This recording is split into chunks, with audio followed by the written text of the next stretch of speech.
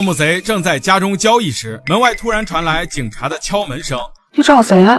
公安局，解放，赶紧把我收起来。要知道，他们盗来的这只宋代瓷碗价值1000万，一旦被抓就是死刑。请问，假如你是盗墓贼，如何在警方眼皮底下神不知鬼不觉地快速藏好这只碗？俺怀疑你跟我讲一回非法盗掘古墓、盗卖文物。警方亮了搜查令后，直接闯进室内，随后其队带人在屋内进行地毯式搜索，小到橱柜、抽屉，甚至灯台，各个角落无一错过。然而搜寻许久，始终不见宋慈的身影。再看穆建辉，全程淡定地坐在餐桌前，他深知这个时候不能慌，更不能乱，一旦自己有可疑行为，变相坐实了他倒卖文物的罪名。其实穆建辉心里慌得一匹，他在赌警方的办案技巧，因为以往盗墓贼藏文物时，一定会藏在最隐秘、最难找的地方，恨不得让警方挖地3尺去寻找。这时其队在一个角落发现了一个可疑皮箱，打开后，齐刷刷的100元钞票呈现在众人眼前，足足350万。2000年，一个小古玩店老板能轻而易举拿出350万现金，说他做正当生意，我都不信。齐队瞬间将目标瞄到了钱下，他怀疑那只价值1000万的宋代瓷碗就藏在底层。遗憾的是，钱下除了钱还是钱。再看穆建辉，竟然嚣张地倒上了小酒，他断定警方找不到那只宋代瓷碗。所有人在屋内翻箱倒柜，可别说是1000万的宋瓷，就连清代的一个铜钱都没有找到。齐队怕这俩夫妻搞猫腻，眼睛始终盯着4人。搜查期间，4人从未离开过餐桌。看到这儿，很多观众一定都在好奇，穆建辉将碗藏在了哪里？随着镜头缓慢扫过，饭桌上一个扣着锡纸的碗中盛放着热乎的八宝饭。原来穆建辉玩了一招灯下黑，他赌最危险的地方就是最安全的地方。警方怎么也想不到穆建辉会用这么珍贵的文物去盛八宝饭，万一宋瓷受热破碎，后果不堪想象。此时此刻，饭桌上的4人全程揪着心，因为他们清楚，照警方这么找下去，迟早将会发现锡纸下的瓷碗。当务之急，必须要让警方撤离。而穆建辉妻子身怀有孕9个月，即将临盆，本身大龄产妇胎心就不稳，产检时医生再三叮嘱保持心情愉悦。现在她紧张的要命，一旦警方找到证据，自己丈夫以及亲弟弟，轻则牢底坐穿，重则死刑枪毙，所以她无论如何都要救他们。片刻之后，穆建辉妻子谎称肚子不舒服，要求弟妹扶她上楼去休息。齐队答应了这个请求，谁知下一秒传来一声尖叫，只见刘树梅裤腿中血流不止，豆大汗珠不停地从额头落下。原来她不小心摔在了楼梯上。剧中虽然没有交代刘树兰是否故意跌倒，但根据我之前的推测，一定是她选择用孩子保丈夫和弟弟，只可惜她算错了一步，毕竟人命关天。齐队一行人第一时间护送刘树兰去往了医院，估计刘树兰自己也没想到，她这一跌会要了孩子的命。急救室内经过了几个小时的抢救，大人的命保住了，但孩子没了。惋惜的是，刘树兰后半生无法再孕育子嗣。穆建辉早年落魄，妻子身体还抱恙，如今终于靠盗墓有了起色，妻子40多才怀上孩子，可以说这个孩子是全家的命。弟弟刘树生抓住机会在警局内大发雷霆，问题是现在出了人命，宋代瓷碗也没有找到，缺少关键证据，警方无法给穆建辉和刘树生定罪，毕竟刘树兰流产和警方办案有撇不清的关系。警察局长亲自来到医院和穆建辉道歉，原以为穆建辉痛失爱子会洗掉过往重新做人，可他在悲愤中还在表演受害者无罪论。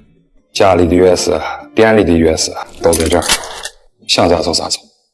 哎呀，穆建辉这样做的目的是坐实自己是受害者的身份，好给他争取拿走瓷碗的时间。转身，他给心腹打去了电话。后半夜某人的时候，去刘树生家，他家餐桌上有个锡纸包里的钵，你拿走收好，切记不要让人看见，屋里东西别动，进去啥样，出来啥样。齐队还在因为孩子的事情而自责，他更想不明白，明明被抓的小弟供出了刘树生，钓鱼的线人也确信碗就在刘树生手上，警队内也没有内鬼，那么碗到底会藏在哪里？正当他百思不得其解时，同事端来一碗胡辣汤，当装胡辣汤的塑料袋套在盆内时，齐队瞬间恍然大悟，穆建辉在玩灯下黑，可惜现在已经为时已晚。刘树兰苏醒后把这一切当成了报应，他劝说穆建辉收手，刘树兰和他做了几10年夫妻，妻，自认为了解丈夫，可她不知穆剑辉想要的从来都不是老婆孩子热炕头，他想要的是名和权。他要用自己脑袋里的知识夺回穆家老宅，以及代替霸占祖宅的文物贩子成为馆长。心腹小弟拿出那只碗，感叹用孩子命换来的东西不值得。谁料穆剑辉给出了让人瞠目结舌的答案：这是你侄子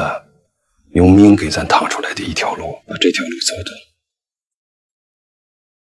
通，你侄子也算死得其所。都说一个人的野心越大，贪欲就越大。穆剑辉谁都不爱，他只爱自己。第二天，穆剑辉拿着那只用儿子命换来的碗，来到了赵又林的私人博物馆。然而他竟然1分钱不要，主动将这只青釉银扣花口钵献给赵又林。穆剑辉想用这400万买一张入场券。多年来，他始终无法摆脱盗墓贼3个字。可无论盗上来的东西多贵重，只要来到赵又林身边，摇身一变，那些古董就拥有了合法的身份证。赵又林原本是底层一名包工头，通过资本运作和文物洗钱跻身上流社会，并将穆剑辉的祖宅改造成了私人博物馆。穆剑辉要夺回祖宅，他的第一步必须要蛰伏在赵又林身边，而这只青釉银扣花口钵一旦被赵又林放到拍卖行，估值最少4000万。上期视频我讲过宋朝瓷值钱的原因，一是为皇家专供，二是成品率极低，大概率为1%。这只青釉银扣花口钵，它的12瓣葵花口镶嵌着薄如蝉翼的银边，刻花刀法犀利如小李飞刀，釉色温润如玉。当时这逆天的工艺，成品率仅有几万分之一，稀有程度堪比大熊猫的双胞胎。更绝的是，它是孤品级文物。我去，这哪是碗，分明是宋代的理财产品。您想要月亮，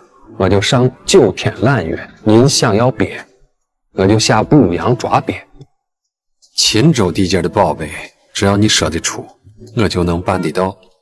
脏手的事交给我。穆剑辉的诚意打动了赵又林，毕竟谁都想要一副听话的白手套。讽刺的是，几天后，这只青釉银扣花口钵就出现在了香港拍卖行。自从穆剑辉拜入赵又林门下，身价一度水涨船高，直接给心腹买下一套市中心豪宅，并送上100万现金当做乔迁之喜。早年穆剑辉黑吃黑了小舅子花30万买的汉代古墓，挖掘到了300个黑陶俑，按照道界的规矩，吃里扒外活埋。手下小弟直接挖了个10米坑。小舅子看在姐姐的面子上，给姐夫一个选择机会。你把他给我埋了，我留你一条命。穆剑辉虽然穷，但是他不怂。他见帮自己挖坑的兄弟即将交代到此，虽然自己没能力救下他，但至少可以陪着他一起上路。穆剑辉没有犹豫，直接跳下坑。炮手跟在刘俊生身边多年，他清楚这个人心狠手辣，利益大于一切，什么哥们儿情谊都是扯淡。炮手早看出跟着他没有前途，深夜果断将穆剑辉救出。从此以后，跟在他身边成为了心腹。多年来，穆剑辉一直和他5-5分账。这套房子是他送给炮手的婚房。曾经把穆剑辉当成狗的小舅子，也在他的安排下开了一家建筑公司，这样既能摆脱警方的怀疑，同时还能源源不断的为走私来的文物洗钱。毕竟搞一个工程几百万上千万不等，这就是穆剑辉的高明之处，掌控一切却不脏自己手。大字不识一个的小舅子本身就不懂建筑，让他开公司其实是穆剑辉挖的一个坑。小舅子以为姐夫在提拔自己，但他不知道的是，一旦警方顺着工程款查到公司，刘树生就成了完美的替罪羊。穆剑辉从来都是3条腿走路，永远把自己的安全放在首位。现在他坐在办公室指挥心腹去挖墓，再把挖来的文物卖给赵又林，最后让刘树生去洗钱。所有的脏活都有人替他干，而他只需要用脑子继续下棋。穆剑辉的终极目标是用这些洗白的钱重新夺回穆家古宅，光宗耀祖。好了，本期影片到这里了，我是申静，下期见。